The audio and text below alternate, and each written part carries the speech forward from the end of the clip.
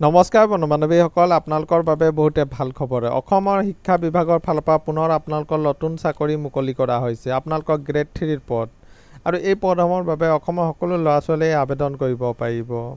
আৰু মাহিলী দৰমহাও যথেষ্ট ভাল। আপোনালোকৰ 25,000 পৰা মাহিলী দৰমহা আপোনালোকক দিয়া হ'ব। আপোনালোকে কি পদ মুকলি কৰা হৈছে, কিমান বয়সলৈকে আপোনালোকে আবেদন কৰিব পাৰিব আৰু কিদৰে আপোনালোকে আবেদন কৰিব, সবিশেষ জানিবৰ কাৰণে আমাৰ এই ভিডিঅ'টো আপোনালোকে শেষলৈকে চাই থাকিব। ব্লগ ভিডিঅ'টো আৰম্ভ কৰোঁ। আপোনালোকে চাব পাৰে আপোনালোকৰ NN শইকীয়া কলেজ তিতাবৰৰ ফালৰ পৰা এইসমূহ ভেকেঞ্চি আপোনালোকক মুকলি কৰা হৈছে। ইয়াত কি পদ আছে আপোনালোকে চাব পাৰে। প্ৰথম ভেকেঞ্চিটো আছে আপোনালোকৰ লেবৰেটৰী এছিষ্টেণ্টৰ। ইয়াত টোটেল আপোনালোকৰ এটা ভেকেঞ্চি মুকলি কৰা হৈছে। আৰু 2 নম্বৰ পদটো আছে আপোনালোকৰ জুনিয়ৰ এছিষ্টেণ্টৰ। ইয়াত আপোনালোকৰ টোটেল 2টা ভেকেঞ্চি আপোনালোকক মুকলি কৰা হৈছে। আৰু আপোনালোকৰ টোটেল আপোনালোকৰ 3টা ভেকেঞ্চি আপোনালোকক মুকলি কৰা হৈছে। আৰু বয়সৰ সময়সীমা বিচৰা হৈছে 18 বছৰৰ পৰা আপোনালোকে 40 বছৰলৈকে আবেদন কৰিব পাৰিব। আৰু আপোনালোকে এডুকেশ্যন কোৱালিফিকেশ্যন বিচাৰিছে আপোনালোকে বেচলাৰ ডিগ্ৰী কৰা হ'ব লাগিব।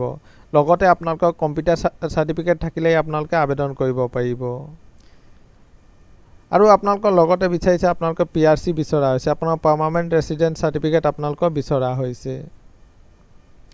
আৰু এই পদসমূহৰ বাবে আপোনালোকে অফলাইন আবেদন কৰিব লাগিব। অফলাইন আবেদন কৰিবৰ কাৰণে আপোনালোকে ষ্টেণ্ডাৰ্ড ফৰ্ম ফিল আপ কৰি আপোনালোকে নিজৰ ডকুমেণ্টসমূহ লগত গাঁঠি আপোনালোকে পোষ্টযোগে পঠাব লাগিব। আৰু আপোনালোকে এইটো এড্ৰেছত আপোনালোকে পোষ্টযোগে পঠাব লাগিব। আপোনালোকে NN শইকীয়া কলেজ তিতাবৰ পোষ্ট অফিচ তিতাবৰ 785630 এইটো এড্ৰেছত আপোনালোকে পোষ্টযোগে পঠাব লাগিব।